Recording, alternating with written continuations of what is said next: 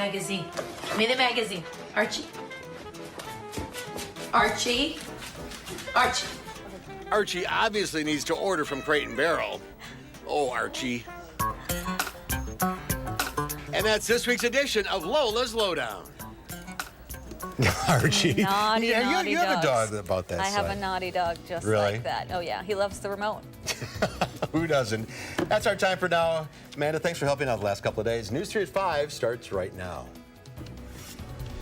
Right now at 5, people have been allowed back inside their homes following Tuesday's deadly gas explosion, and some of them have nothing to go back to. Plus, how one Sun Prairie nonprofit organization is keeping a memory of a fallen firefighter alive. And some Sun Prairie businesses are unsure of their future. We'll talk to business owners on what their next move is. This is News 3 at 5. Thanks for staying with us. There's a severe thunderstorm watch in our area. Dave Caulfield has the latest on that. Dave. Mark, we do have that watch until 11 p.m. this evening. We've already seen some severe thunderstorm warnings pop up over the last 20 minutes or so. Most notably, those storms getting ready to head into southwestern Wisconsin. Also, some severe thunderstorm warnings a little bit closer to Fond du Lac and south of Green Bay, but into Decorah and Manchester, we are noticing these thunderstorms really heading into some unstable air. So look for some more severe weather possible over the next couple of hours. But for much of southern Wisconsin, things are pretty quiet, but it won't stay that way as we head into the next couple of hours. Here's a live look in Platteville. You can see those cumulus clouds starting to tower up a little bit on the Queen Bee Radio Skycam. Temperatures are well into the 90s in some spots, 93 in Janesville, 91 in Madison. Dew points in the mid to upper 70s, so plenty of available energy for these storms to tap into, with that heat index feeling like the triple digits in Lone Rock, Mineral Point, Platteville, into Watertown, close in Madison. This evening, scattered storms. Some could be strong to severe. We'll watch that over the next couple of hours. We'll have another look at the radar and track these storms hour by hour in your first alert forecast in just a few minutes. All right, Dave, we'll see you then. Thank you. A contractor who was involved in work in Sun Prairie before a gas line explosion has identified the subcontractor they say was working on their behalf. A spokesman for Bear Communications says VC Tech was working in the area prior to the blast, and when VC Tech's employees smelled gas, they notified authorities of the gas leak. The explosion killed firefighter Corey Barr and injured more than 10 others.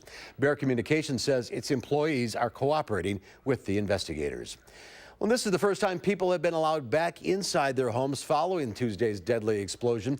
As of today, the 100 block of Bristol Street remains closed as the investigation into the explosion continues. We have team coverage on the Sun Prairie explosions from Jamie Perez, Keely Arthur, and Rose Schmidt. We start with Jamie Perez in the news center. Jamie?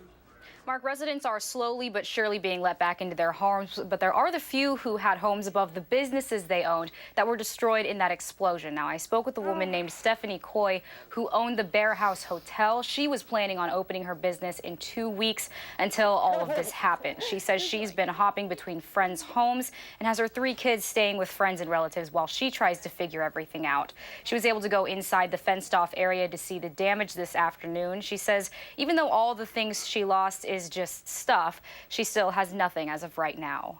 The clothes that you're wearing right now are my friends. Yeah, like he's construction, so I don't know. And then Daly's gave him a shirt, so I am supported for sure by the businesses and everyone. Stephanie says she is still waiting to hear back from the Red Cross for assistance, but in the meantime, she was able to get a hotel for the next week thanks to community efforts. Coming up tonight at 6, I followed Stephanie around this afternoon as she stepped beyond that fenced-off area that was set and was able to see her business and home for the first time since the explosion. I'll tell you what happened at the fence between her, an officer, and a kind friend coming up a bit later. We're looking forward to that. Thank you, Jamie.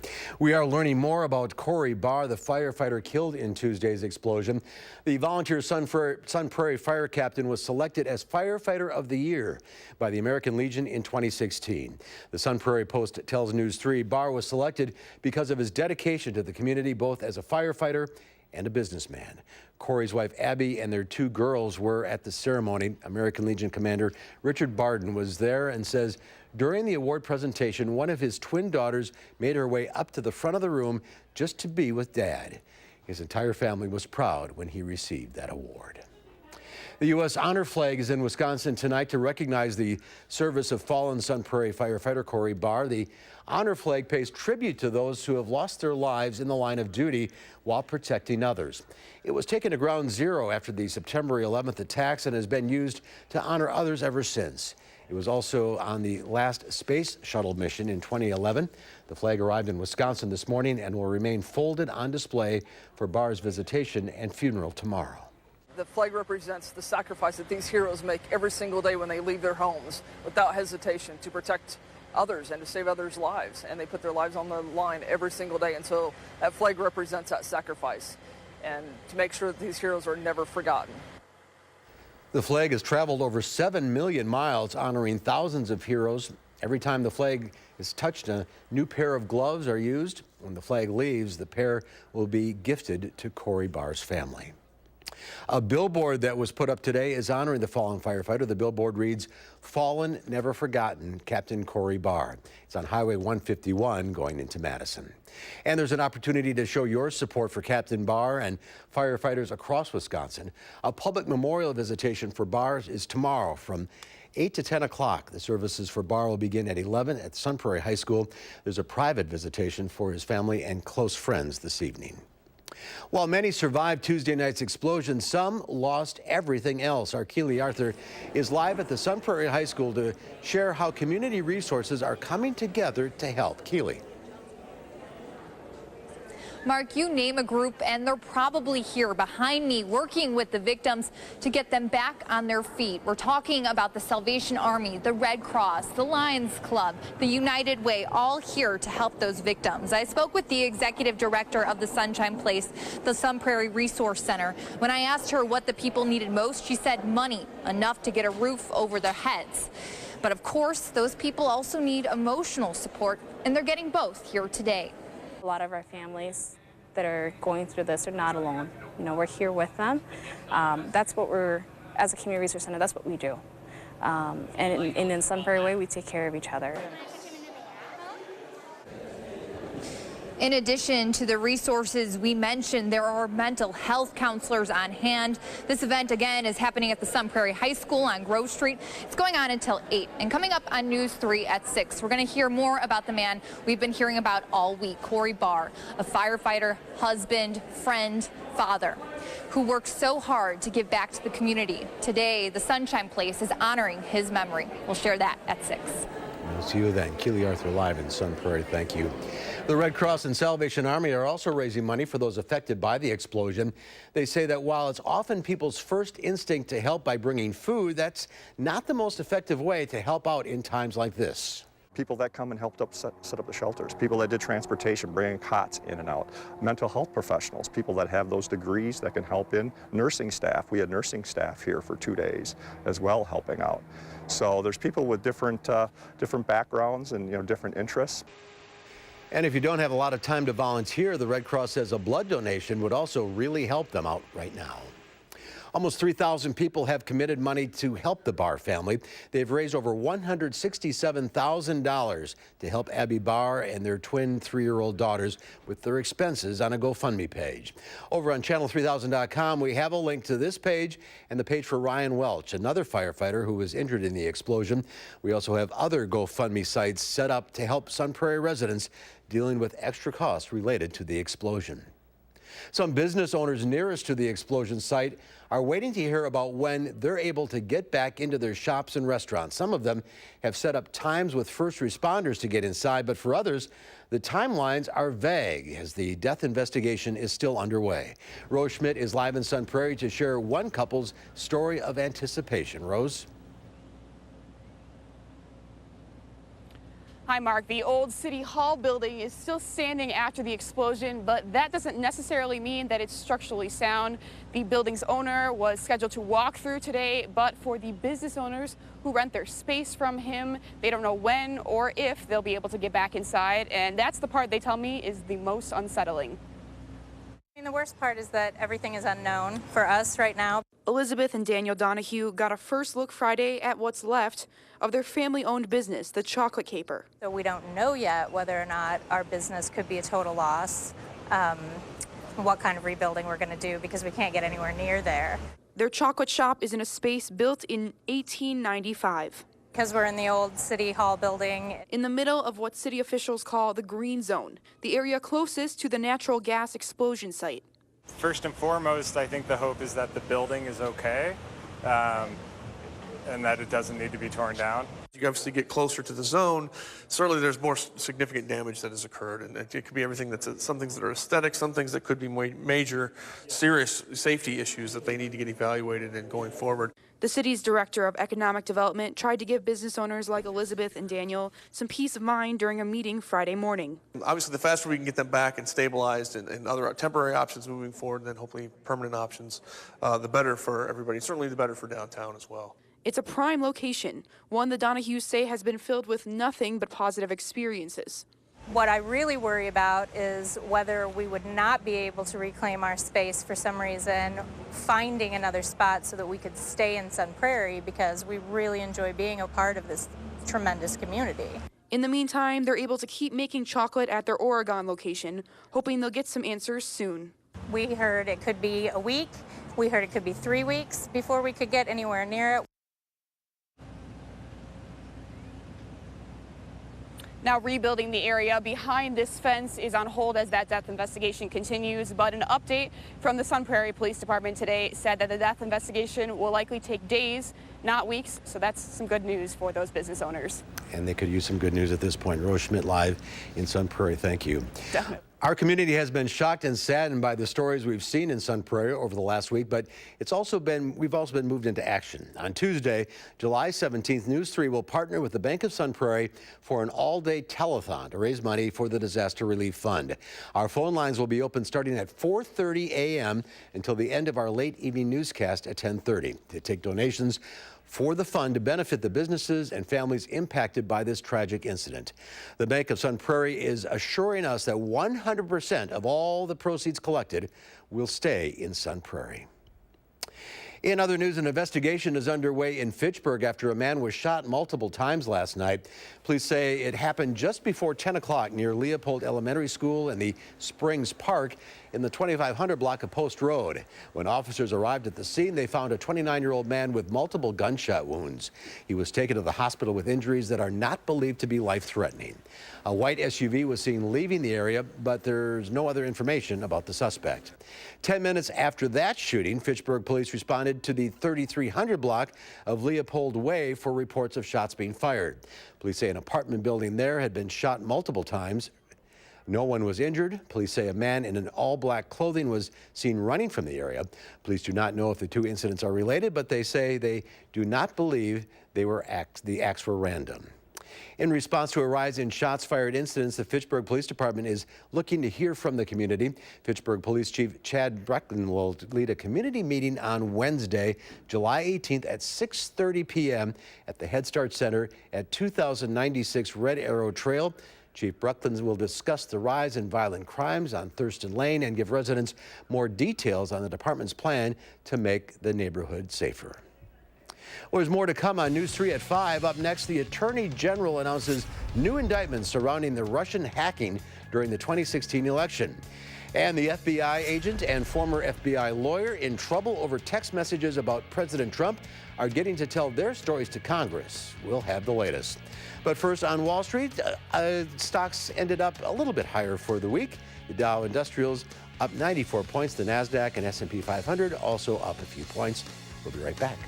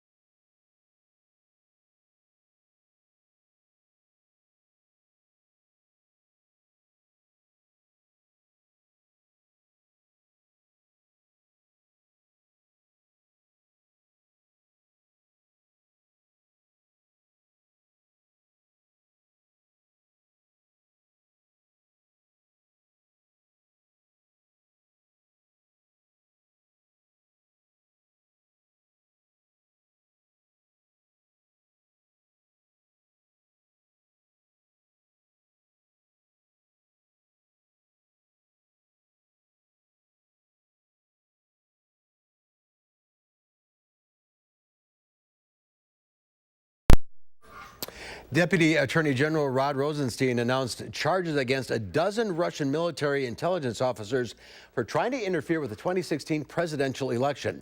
The indictment accuses the men of implanting malware and stealing information. They're also accused of taking that information and trying to influence voters' opinions.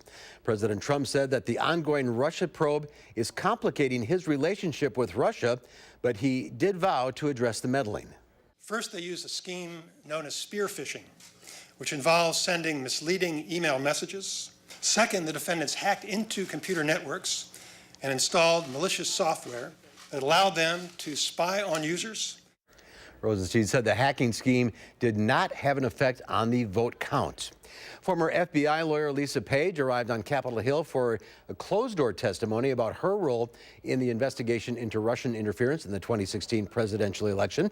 Page's testimony follows an explosive public hearing yesterday where FBI agent Peter Strzok was grilled by lawmakers about the thousands of text messages he exchanged with Page while the two were working on the investigation.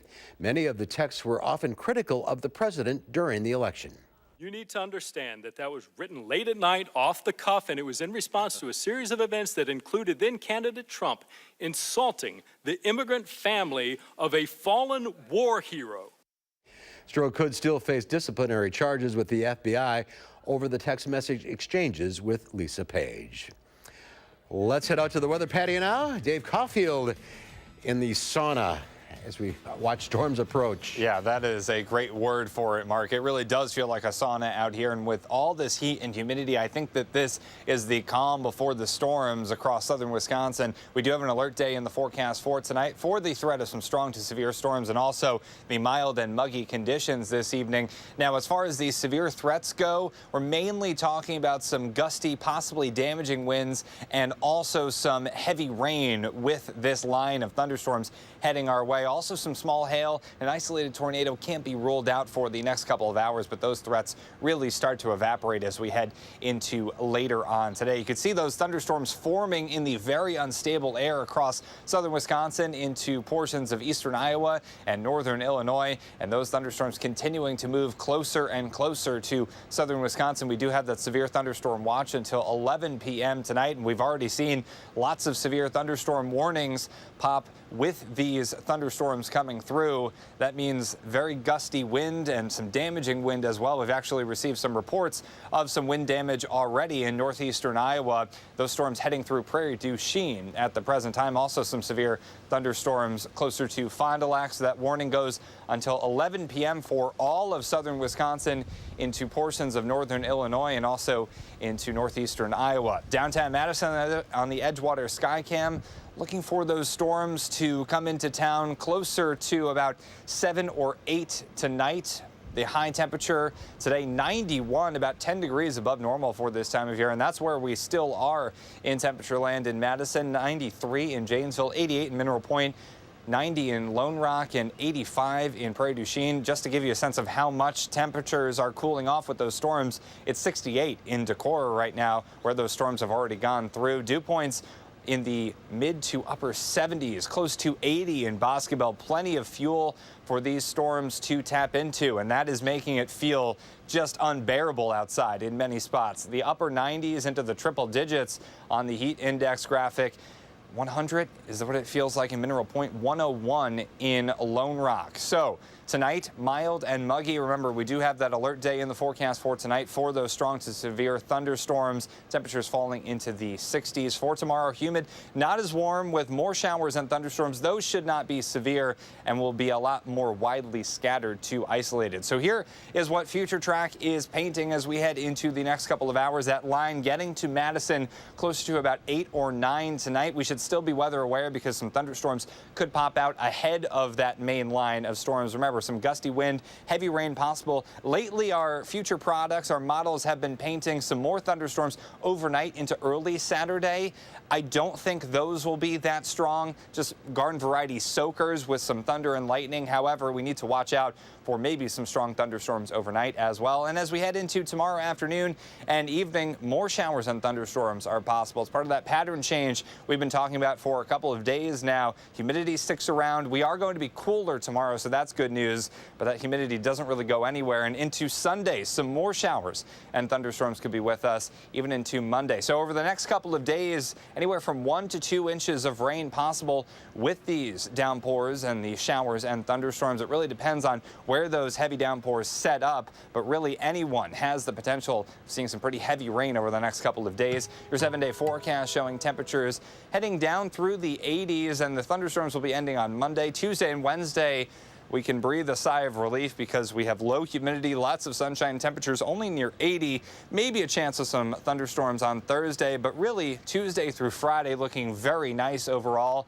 As we head into next weekend, though, that humidity and chance of showers and thunderstorms does come back. Now let's take a look at your first alert traffic update, taking a look at the Beltline and Fish Hatchery Road. We are looking at some slowdowns, especially in the eastbound direction. No major accidents or incidents to report across Dane County. As we zoom in, though, we can see pretty heavy delays showing up on the Beltline, as you might expect a Friday on the Beltline, Friday afternoon, that is. And we're looking at speeds of anywhere from, we'll call it 25 to 35 miles per hour. Right now, eastbound Verona Road to John Nolan, that's 9 minutes with an average speed of around 30 miles per hour. John Nolan to the interstate, not looking too bad, but a little bit slow. And in the westbound direction, pretty heavy delays as well. John Nolan to Verona Road, that same stretch, 12 minutes with an average speed of around 25 miles per hour. And that is your first alert traffic update. Mark, I'm going to get back inside because I have sweat so much in the last 5 minutes. Feel like I ran a marathon out here. All right, come on in and we'll keep an eye on the weather this evening. Absolutely. All right, Dave, thank you. Ahead on News 3 at 5, health officials are warning the public following a very warm and humid summer. That story as News 3 at 5 continues.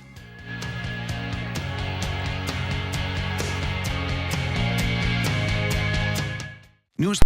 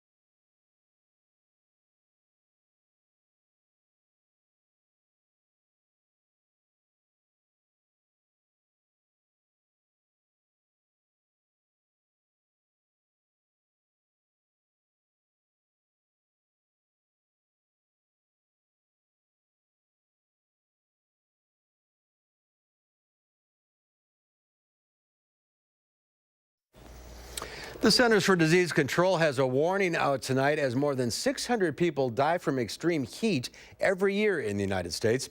Heat waves across the country this summer are being blamed for several deaths and hospitalizations. The CDC estimates nearly 40% of heat-related deaths happen in July. Doesn't need to be 100 if it's very humid but still warm, and if you're doing an activity that's very strenuous, you can suffer a heat illness. Signs of heat exhaustion include nausea, dizziness, lightheadedness, and headaches. The young or elderly are at higher risk. Nearly half of heat-related deaths last year happened indoors. Victims were generally women over the age of 75, often living alone. Well, Channel3000.com is celebrating its 20th birthday today after starting the digital site on July 13th, 1998. The website has been a dedicated space for the most relevant and urgent local news in South Central Wisconsin since its inception. WISC-TV launched Channel 3000 following their successful digital project called In Touch, Madison's first television website. To celebrate the double-decade milestone, Morgan Murphy media staff members gathered today for a luncheon. And we'll have another check of the weather when we come back.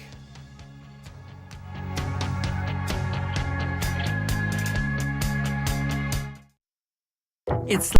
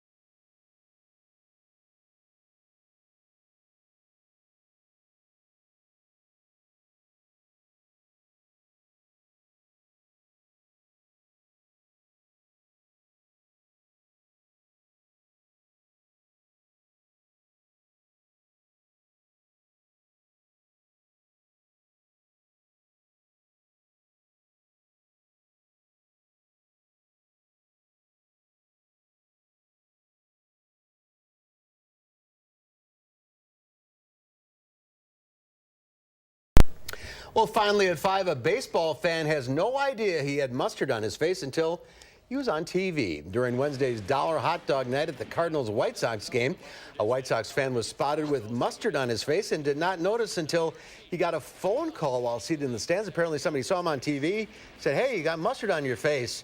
Hines then tweeted, "We know what mustard you had and loved at the ballpark." 10,000 likes, and we'll give Mustard Cheek Man a season's worth of tickets and a year's worth of Heinz mustard. That's how to do it. There That's you how go. to get a year's worth of tickets right there. And Just all be the- totally unaware of what's on your face. All the mustard you need. Got to keep an eye on the sky this evening. Yeah, we are aware of those severe thunderstorm, at least the potential for those storms as we head into later this evening. Oh, here comes Gary with a bulletin. Okay, we do have a new bulletin to talk about into Grant County and Central Crawford County, Richland County as well. Severe thunderstorm until 6:30. All right, we'll see you back here at 6.